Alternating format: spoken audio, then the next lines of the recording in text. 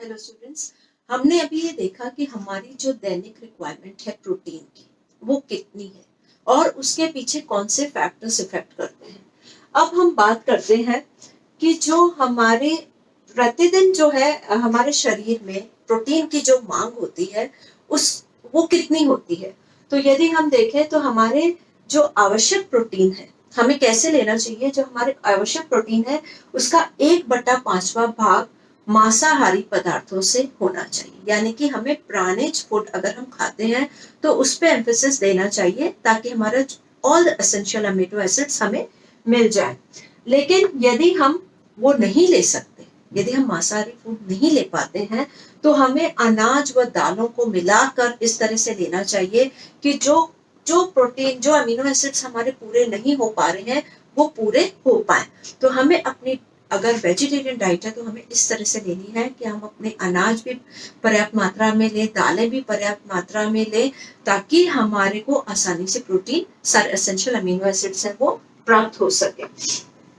अब हम देखें तो प्रतिदिन की जो हमारी कैलोरी की रिक्वायरमेंट है हमने ये डिस्कस किया था कि हमें कैलोरीज किससे प्राप्त होती है, from carbohydrate, protein and fat. ठीक है, हमें अपने डाइट में ये ध्यान रखना है कि हमारे जो कैलोरीज हैं प्रतिदिन की हमें 50% तो हमें कार्बोस प्रोडक्ट पदार्थों से प्राप्त होती हैं और करीब 10 से 15% है वो हमें प्रोटीन से प्राप्त होती हैं और जो बाकी होती है वो वसा से होती है। तो ये आपने देख लिया कि कितनी 50% यू गेट फ्रॉम कार्बोहाइड्रेट्स, ठीक है, 10 to 15% you get from protein and other you get from fat.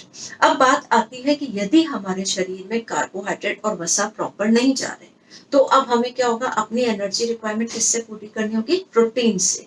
तो उस समय प्रोटीन की हमें जो है ध्यान बहुत रखना है, जो कि मैंने विशेषकर कहा कि जैसे कि डायबिटीज, मधुमेह नामक जब रोग होता है तो उसमें हमें प्रोटीन रिक्वायरमेंट बढ़ानी पड़ती है बिकॉज हमारी डाइट में वसा और कार्बोहाइड्रेट कम हो जाते हैं। अब हम बात करते हैं कि हमारे जो प्रोटीन को उपयोगी बनाने वाले जो कारक हैं कौन कौन से हैं, घटक कौन से हैं। तो पहला है भोजन में कैलोरी मात्रा। मैंने जैसे कि कहा कि आपके भोजन में कैलोरी की मात्रा, आपको कैलोरी किससे प्राप्त हो रही है। यदि आपके भोजन में कार्बोहाइड्रेट, वसा, प्रोटीन प्रॉपर है तो आपको कैलोरीज आसानी से मिल रही हैं। लेकिन यदि आपके भोजन में वसा और कार्बोहाइड्रेट की कमी है तो प्रोटीन पर भार पड़ेगा, तब हमें प्रोटीन को रिक्वायरमेंट को बढ़ाना है। लेकिन यदि ये दोनों प्रॉपर है तो प्रोटीन स्वतंत्र रूप से अपना कार्य कर सकता है। दूसरी जो बात है इसमें हमें ध्यान रखनी है प्रोटीन का जैव मूल्यांकन। This is very important, that is biological value of protein. Protein की अगर हम बात करें बायोलॉजिकल वैल्यू की तो ये जो है प्रोटीन के अंदर मुख्य रूप से नाइट्रोजन होता है। ठीक है, हम ये बात करें तो 6.25 ग्राम में प्रोटीन में हमें 1 ग्राम नाइट्रोजन मिलता है। अब ये नाइट्रोजन का अवशोषण किस प्रकार हो रहा है वो इस प्रोटीन की जो क्वालिटी है इस पे डिपेंड करता है। नाइट्रोजन अगर प्रॉपर अवशोषित हो रहा है तो हमारा प्रोटीन भी हमें प्रॉपर मिल रहा है। तो जो हम ये कहेंगे कि प्रोटीन से जो हमें नाइट्रोजन मिलता है उससे हमारे शरीर की वृद्धि होती है, शरीर की ग्रोथ होती है। और जो बाकी बचा हुआ जो नाइट्रोजन होता है वो यूरिन से, मल से, पसीने के रूप में हमारे शरीर से बाहर निष्कासित हो जाता है। यानी कि हमारे शरीर में नाइट्रोजन का संतुलन बहुत सही होना चाहिए। अगर हम संतुलन की बात करते हैं तो नाइट्रोजन का सही संतुलन कब होगा, जब जितना हम डाइट में नाइट्रोजन ले रहे हैं उतना ही हम विसर्जित कर रहे हैं, दोनों इक्वल है तो हम कहते हैं सही संतुलन। ये संतुलन कई बार ऋणात्मक हो जाता है, नेगेटिव हो जाता है, यानी कि हमारा इनटेक तो कम है और विसर्जन ज्यादा है, तब तो वो नेगेटिव हो गया। आप जितनी मात्रा में नाइट्रोजन ले रहे हो उससे अधिक आप बाहर निकाल रहे हो तो नेगेटिव हो गया। और पॉजिटिव क्या होगा, धनात्मक, जिसे संतुलन कहते हैं, जब आप लेते ज्यादा हो और निकालते कम हो, यानी कि आपकी इनटेक तो ज्यादा है नाइट्रोजन की लेकिन विसर्जन जो है वो कम है, तो that means that is positive balance. तो नाइट्रोजन जो है वो बहुत जरूरी है कि वो किस अवस्था में हमारे शरीर में है, कितना है, वो आपके शरीर में इसकी बायोलॉजिकल वैल्यू जो है निर्धारित करेगा। तो प्रोटीन का जैविक मूल्य जो होता है वो ये है, नाइट्रोजन धारण शक्ति अपॉन नाइट्रोजन शोषण, यानी कि आपने कितना नाइट्रोजन रिटेंशन है डिवाइडेड बाय नाइट्रोजन एब्सॉर्प्शन। यदि हम बात करें तो जो नाइट्रोजन है उसके धारण शक्ति के को हम इस तरह से निकालेंगे कि जो हमने प्राप्त किया माइनस विसर्जन और उसके बाद जो नाइट्रोजन मिला। ठीक है, अब हम बात करते हैं प्रोटीन का पाचन। प्रोटीन का पाचन that is digestion of protein, ये हम कह सकते हैं। अब मैं आपको बताऊं, जो भोजन जो है वो हम मुंह से लेते हैं, मुंह में जब भोजन लेते हैं तो टाइलिन एंजाइम होता है दैट इज एल्कली नेचर, क्षारीय प्रकृति का होता है। हमारे मुंह में पाचन शुरू होता है लेकिन सिर्फ कार्बोहाइड्रेट का, मुंह में प्रोटीन का पाचन बिल्कुल नहीं होता। ठीक है, प्रोटीन का पाचन कब शुरू होता है? जब भोजन अमाशय में जाता है।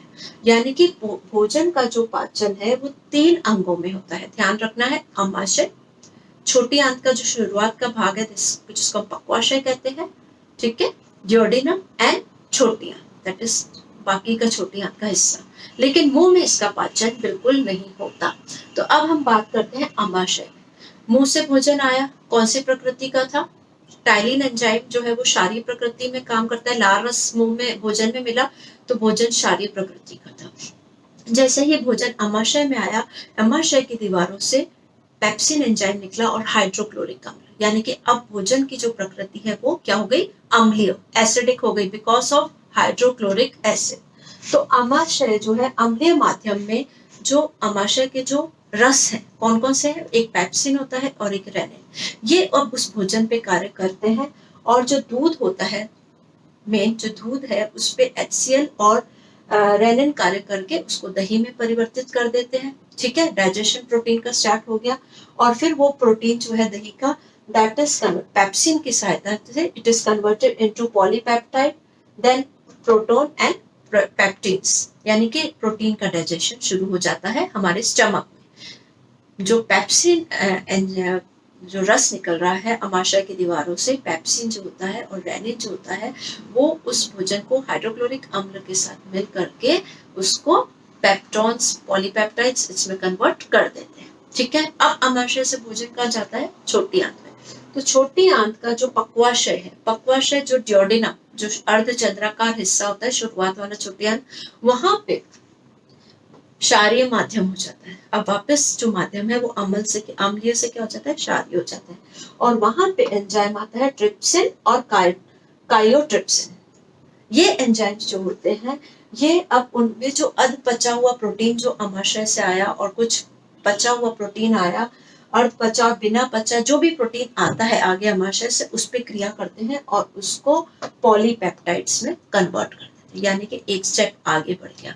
अब जो डाइजेशन है प्रोटीन का जो कि अमाशय से स्टार्ट हुआ, वो ड्यूोडेनम में जाकर के पॉलीपेप्टाइड्स में कन्वर्ट हो गया। नाउ अब पॉलीपेप्टाइड आगे की ओर बढ़ते हैं, छोटी आंत में जाते हैं, वहां पे इरेप्सिन एंजाइम निकलता है और उसको अमीनो एसिड में कन्वर्ट कर देता है। यानी कि इस तरह से प्रोटीन का जो पाचन होता है, कैसे होता है? मुंह में इसका पाचन नहीं होता, अमाशय में इसका पाचन शुरू होता है। अमाशय में पेप्सिन और रेनिन एंजाइम इस पे क्रिया करते हैं और इसको पेप्टिन्स में बदल देते हैं। ये अर्ध पचा हुआ और जो बिना पचा हुआ जो प्रोटीन है वो छोटी आंत में जाता है। ड्यूोडेनम में ट्रिप्सिन एंजाइम मेन होता है जो इसको पॉलीपेप्टाइड्स में कन्वर्ट करता है और फिर छोटी आंत में इरेप्सिन जो हार्मोन जो एंजाइम होता है वो इसको अमीनो एसिड्स में पूरी तरह से डाइजेस्ट कर देता है। इस तरह से प्रोटीन का हमारे शरीर में पाचन होता है। अब बात करें हम अवशोषण की। अवशोषण जो होता है इसका 11% अवशोषण तो अमाशय में हो जाता है, लेकिन जो मेन एब्सॉर्प्शन होता है जो कि 60% जो होता है वो छोटी आंत में होता है। छोटी आंत की जो दीवारें होती हैं उनमें अंकुर से निकले हुए होते हैं, रस अंकुर निकले होते हैं, विल्ली जो होते हैं वो इसको अपने अंदर अवशोषित कर लेते हैं और कोशिकाओं तक पहुंचाते हैं, यकृत में पहुंचाते हैं और वहां से वो कोशिकाओं में जाता है और बाकी जो 28% है वो बड़ी आंत में अवशोषित होता है। चयापचय यानी कि अब अवशोषण होने के बाद इसका मेटाबॉलिज्म कैसे होता है? यकृत में लाया गया समस्त एमिनो एसिड, जितना भी अमीनो एसिड्स अब अवशोषित होकर यकृत में जाता है, लिवर में जाता है, का कुछ भाग प्लाज्मा प्रोटीन के रूप में अवशोषित हो जाता है, कुछ भाग तो उसका वहां पे संश्लेषित हो गया और शेष जो प्रोटीन है, बाकी जो प्रोटीन होता है वो रक्त द्वारा कोशिकाओं तक पहुंचाया जाता है और ये अमीनो अम्ल जो होते हैं 4 कार्य करते हैं। मतलब क्या हुआ कि प्रोटीन का डाइजेशन हुआ, अवशोषण हुआ, छोटी आंत में उसका अवशोषण हो गया और वो यकृत में गया। यकृत से कैसे जाता है? वो पोर्टल वेन के द्वारा। यकृत में कुछ मात्रा में तो संश्लेषित हो गया, कुछ स्टोर हो गया और बाकी रक्त के द्वारा कोशिकाओं तक पहुंचा दिया गया। अब वहां पर प्रोटीन का संश्लेषण का काम होता है। सेकंड, यदि प्रोटीन की मात्रा अधिक होती है, यदि प्रोटीन की डिमांड उस समय ज्यादा हो, तो संश्लेषण के बाद जो बचा हुआ प्रोटीन है उसका वो मूत्र द्वारा बाहर निकल जाता है और जिसमें नाइट्रोजन नहीं होता वो ऊर्जा दे देता है।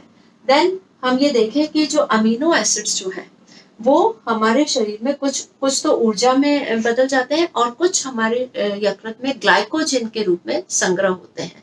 ठीक है। और जो अमीनो एसिड, कुछ अमीनो एसिड होते हैं जो वसीय अम्ल बनाते हैं, जो फैटी एसिड्स बनाते हैं, वो जो वसीय अम्ल में बदल जाते हैं, वो ऊर्जा देने के बाद हमारे शरीर में वसा के रूप में जमा हो जाते हैं।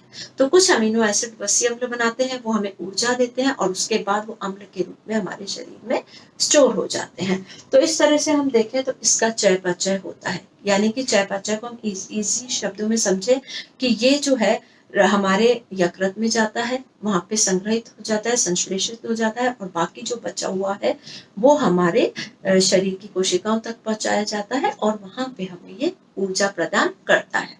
और जो बाकी बचा हुआ होता है जिसकी हमारे शरीर में जरूरत नहीं होती, वो हमारे शरीर में मूत्र द्वारा बाहर निकल जाता है।